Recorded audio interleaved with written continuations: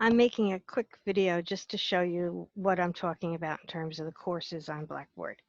So everybody who's teaching this fall or was assigned a course this fall has course set up in Blackboard that Adele put in together for us. You click on the course, the screen comes up, and this column is populated or set out the way she wants it to be set out. Exactly. She asked us not to change this around because the students then will know, oh yeah, the syllabus is over here. The sections where we want them to go are called modules. And then it's optional whether you use discussion or not. So if you see this and I click on modules, it just takes me to an empty folder. That's all modules is. It's really just a folder where I can put things that I want the students to see. And we could, if you're teaching or if you have one of these, this is what we could use, and we could use the workshop to help people put this together. And that's fine. We don't have to ask Adele to do anything for the people who are signing up for the class. The other idea I had was to do what I use the expression sandbox. I looked it up. It's a place where you can actually um, throw code in to check and see if it's going to work. It's a computer phrase. I heard people use it and I decided to try it. It really is just a course, but by giving it the name Sandbox, everybody knows that it's for your use. It's not a regular course. There are no students enrolled. It's not linked to the registrar's office. It's a place where you can experiment. So on my list, not in a semester, and that's another good thing about it, it doesn't go away with the semester or anything like that, is this other version of the same course. So if I click on here, it'll take you to this, and it looks pretty much the same to start, except that I asked her to use the template which she uses for online courses. And the first thing you'll see is if you click on modules, she set up 15 modules, one for each week, including a welcome module. And these graphics are kind of a new thing she's using. She didn't used to use that. I'll show you another class sometime. But the advantage of this and is one, it's the setup she wants you to use if the course was to become officially an online course.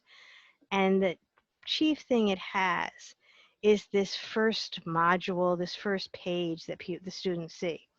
And it usually has some sort of description about what the course is going to be about, what paragraph about what the overview is, what you're going to get. And it has these sort of things over here that are listing what the students are going to be looking at, and you can put information. So one of the good things is about it, it shows all the information there. And then she has a folder for where she recommends you put your lectures, one where you put your readings. You don't have to stick with these. The only thing you have to have in an online class is modules and this first piece. The rest of what you have is recommended. It's not mandatory, but they're all here.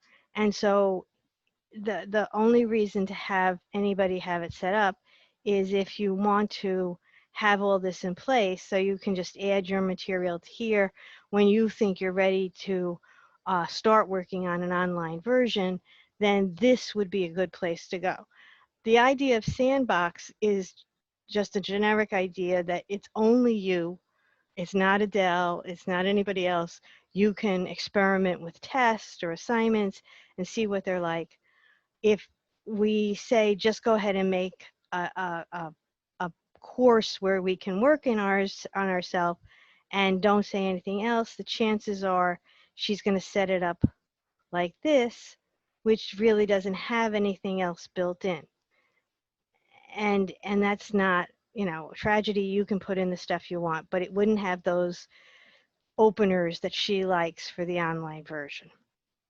The third thing to show you, and I'll be done here, is the workspace. I was going off the assessment workspace.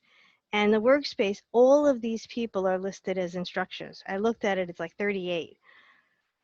Anyone in this list can post material, can look at stuff behind the information, whether it's visible to the students or not. So in terms of us working together, it's a workspace that Mike could put up an assignment. I could look at the assignment. If I said it's good, then he would know that's how to set it up in his class.